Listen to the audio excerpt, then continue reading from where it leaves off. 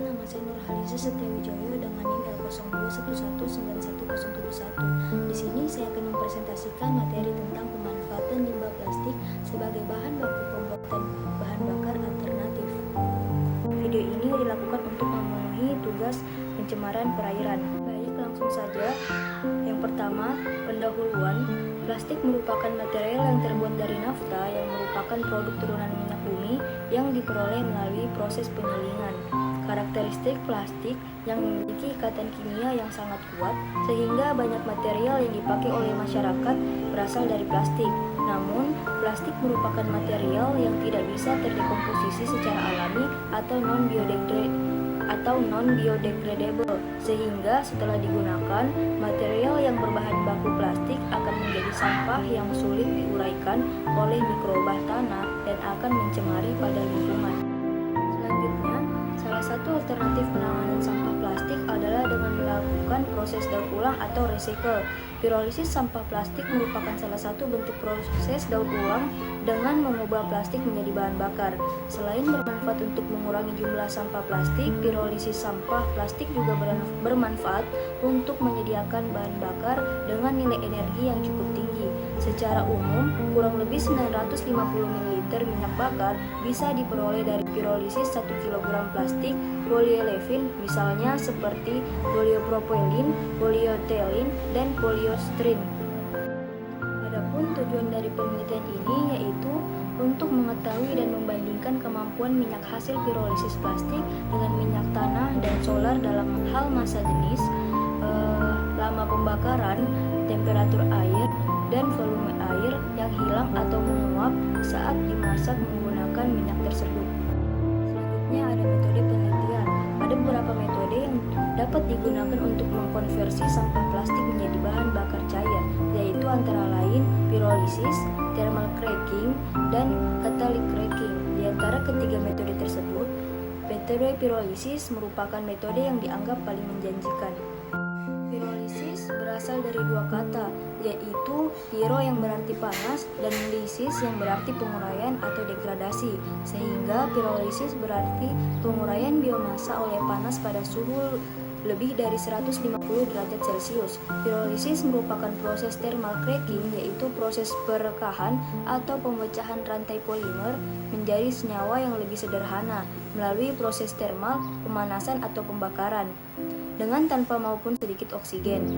Pirolisis merupakan proses endotermis yang artinya pirolisis hanya bisa terjadi ketika dalam sistem diberikan energi panas. Energi panas yang dibutuhkan pada proses ini dapat bersumber dari sedikit oksigen. Pirolisis merupakan proses endotermis yang artinya pirolisis hanya bisa terjadi ketika dalam sistem diberikan energi panas.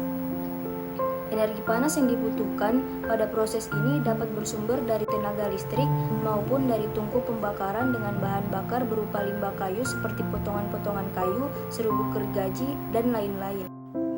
Istilah lain dari pirolisis adalah destructive distillation atau destilasi kering, yang merupakan proses penguraian yang tidak teratur dari bahan-bahan organik yang disebabkan oleh adanya pemanasan tanpa berhubungan dengan udara luar. Selanjutnya, prosedur eksperimen. Adapun prosedur eksperimen yang dilakukan yaitu gelas plastik dalam kondisi kering sebanyak 200 gram dimasukkan ke dalam alat pirolisis yang dilengkapi sistem pendingin dan penampung deslitat. Gelas plastik pada fase padat selanjutnya diubah menjadi fase cair atau minyak dengan menggunakan proses thermocracking atau pirolisis. Proses perubahan fase dari padat menjadi cair berlangsung dalam 2 tahap. Tahap pertama perubahan fase dapat menjadi gas dilakukan dengan cara memanaskan gelas plastik dengan menggunakan kompor LPG.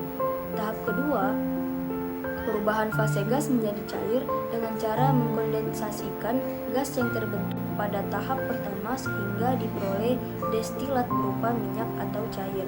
Selanjutnya ada hasil dan pembahasan. Pada hasil yang pertama, massa jenis minyak hasil pirolisis plastik jenis PP sebenarnya 0,8 gram per mililiter, lebih rendah dari massa jenis minyak solar, namun lebih tinggi dari massa jenis minyak tanah. Massa jenis minyak solar dan minyak tanah ini masuk dalam kisaran spesifikasi standar menurut Kementerian ESDM.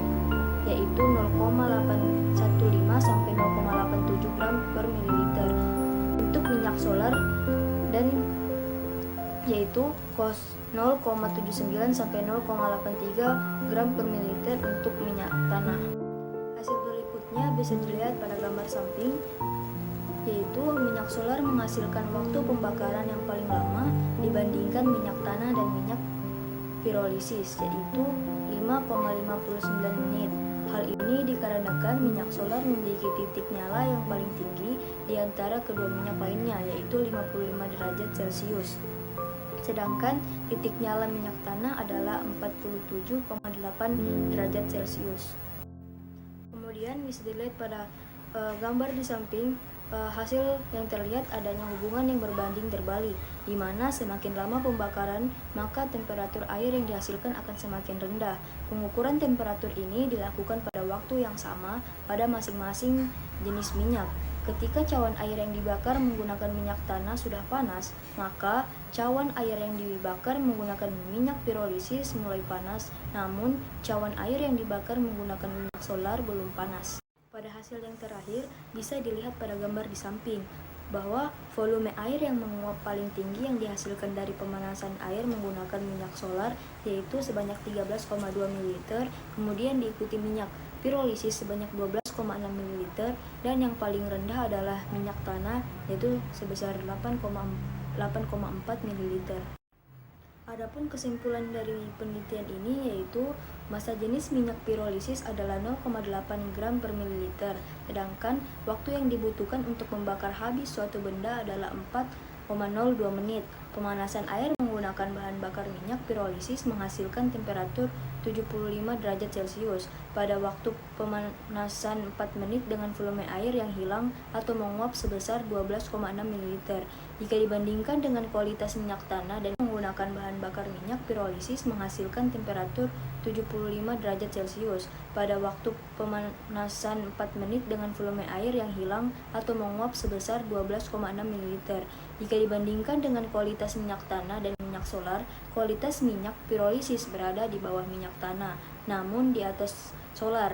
Berdasarkan indikator massa jenis, lama pembakaran, temperatur air dan volume air yang hilang atau menguap saat dimasak menggunakan minyak tersebut. Adapun referensi yang dipakai pada materi ini bisa dilihat di layar berikut. Baik, sekian dari saya. Apabila ada kurang lebihnya, mohon maaf sebesar-besarnya. Assalamualaikum warahmatullahi wabarakatuh.